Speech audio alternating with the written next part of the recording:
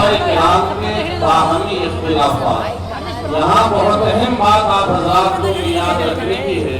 کہ اختلاف کی وجوہات اور بنیادیں بعض وہ ہیں جو مذموم ہیں اور بعض وہ ہیں جو محمود ہیں۔ بعض اسباب اختلاف کے وہ ہیں جن کو شریعت نے ناپسند کیا ہے، اور بعض وجوہات وہ ہیں جن کو شریعت پسند کرتی ہے۔ مثال کے طور پر ایک اختلاف ہے دو لوگوں کا کسی معاملے میں نادانی اور جہالت کا اختلاف، ان کو کسی مسئلے کی حقیقت اور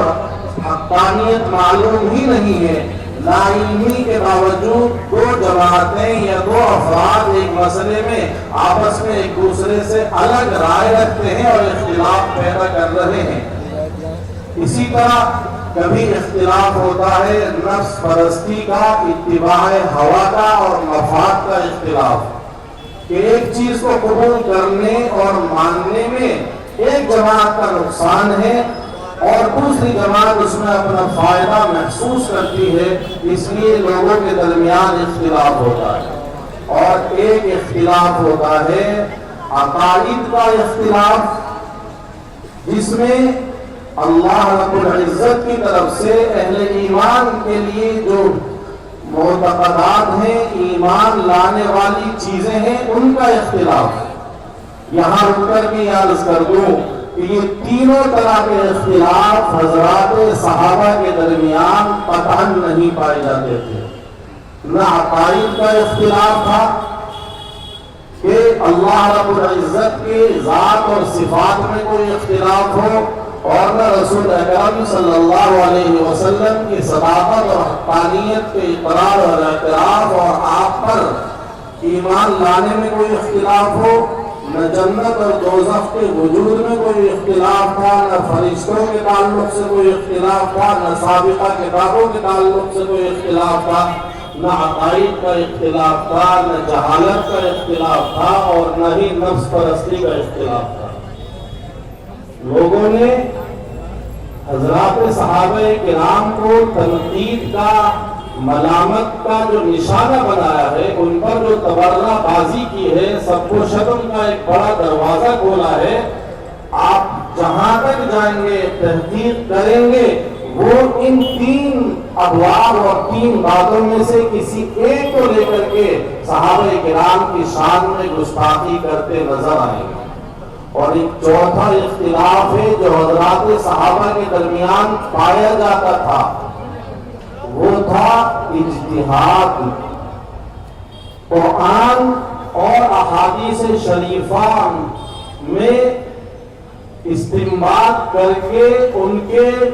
محل، ان کے مصداق میں تطبیق دینے کا اختلاف، یعنی اس مسئلے کی دلیل وہ آیت ہے اور اس آیت سے یہ مسئلہ بھی ثابت ہوتا ہے یا نہیں ہوتا۔ آیت کریمہ کے بعد احادیث شریفہ کی طرف آپ جائیں، آپ کو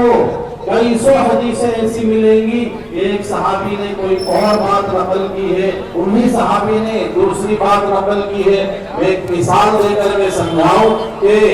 بعض صحابہ سے رفع یدین کی روایتیں منقول ہیں، بعض صحابہ سے عدم رفع کی منقول ہے۔ یہ ایک اختلاف ہے حضرات صحابہ کا، لیکن یہ اختلاف ان کی نہ تو نفس پرستی پر مبنی ہے، نہ جہالت پر مبنی ہے، اور نہ عقائد کا اختلاف ہے۔ حضرات صحابہ کا اختلاف عبادات کے باب میں بھی رہا ہے، حضرات صحابہ کا اختلاف معاملات کے باب میں بھی منقول ہے، اور حضرات صحابہ کا یہی اختلاف سیاسیات میں بھی منقول ہے۔ جس طرح ہمارا عقیدہ یہ ہے کہ نماز، روزہ، زکوٰۃ، حج یہ عین عبادت ہے اور عین شریعت ہے، اسی طرح ہمارا یہ بھی عقیدہ ہے شریعت کا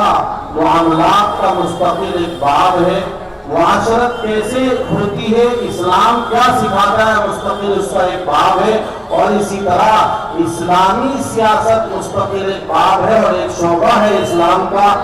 صحابہ کرام کے اختلافات اگر عبادات میں آپ قبول فرما لیتے ہیں اور معاملات میں آپ ان کو قبول کرتے ہیں، تو پھر سیاسیات میں یعنی اسلامی سیاست میں اگر ان کے نظریے میں اختلاف ہے تو میں سمجھتا ہوں بلکہ اہل سنت والجماعت کا عقیدہ ہے کہ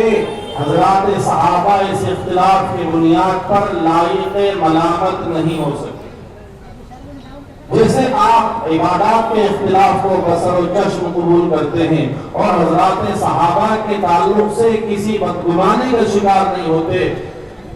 کاش آپ اس اختلاف کو اسلامی سیاست کے دائرے میں سمجھیں اور ہر ایک صحابی کے اختلاف کو اجتہاد پر مبنی سمجھتے ہوئے آپ ان کو غلطی سے